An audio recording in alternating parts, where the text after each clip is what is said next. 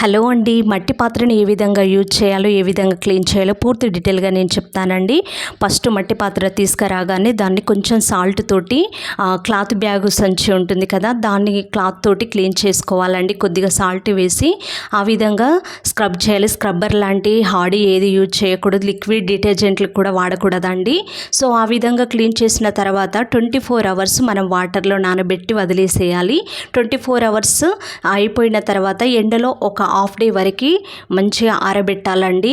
అలా ఆరిన తర్వాత దాన్ని మనకి రైస్ వాటర్ ఉంటుంది కదా అండి, మొదటిగా కడిగినప్పుడు ఆ రైస్ వాటర్ ఇందులో పెట్టి ఒక హాఫ్ డే వరకు ఉంచాలండి.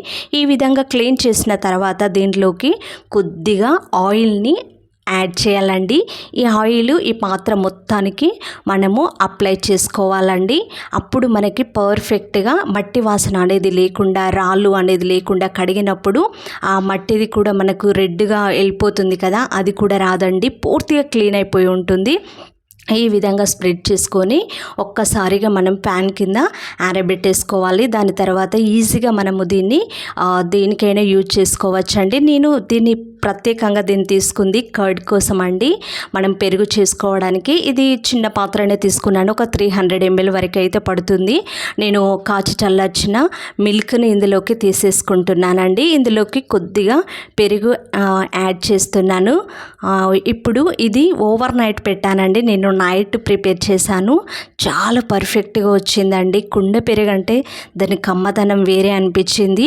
ఫస్ట్ టైం నేను దీన్ని ఈ విధంగా నేను డైరెక్ట్ చేసి తినడం అయితే చాలా బాగుంటుందండి. ఎవ్రీడే బయట తీసుకొస్తాము కుండ పెరుగు, బట్ ఒక్కసారి ఇంట్లో ట్రై చేద్దాం అనేసి సమ్మర్లో నేను ట్రై చేశానండి. చూస్తున్నారు కదా ఎంత పర్ఫెక్ట్గా వచ్చిందో పెరుగు అనేది.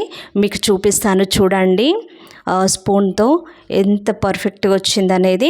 ఇప్పుడు దీన్ని దీన్ని యూజ్ చేసిన తర్వాత ఏ విధంగా క్లీన్ చేయాలనేది కూడా నేను చూపిస్తానండి. ప్రతి ఒక్కరూ ఖచ్చితంగా చూడండి. మన ఛానల్లో చాలా వీడియోస్ ఉన్నాయి, చూడడానికి ట్రై చేయండి.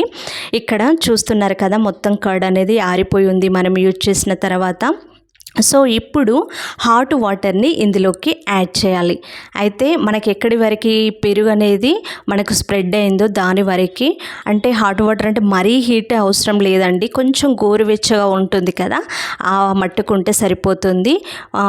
యాడ్ చేసి ఒక 15-20 మినిట్స్ వరకు దాన్ని వదిలేయండి.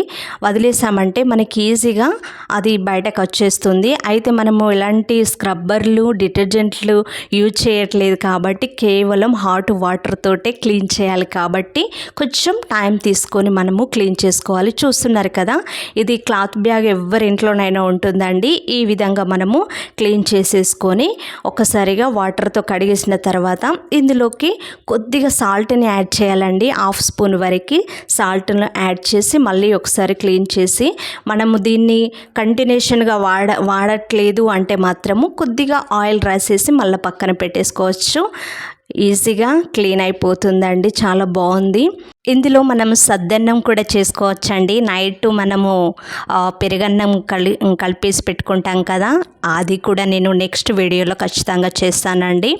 దీని రేటు ఎంత వచ్చింది అనుకుంటున్నా, 100 రూపీస్కే అండి. Thank you for watching. Please subscribe.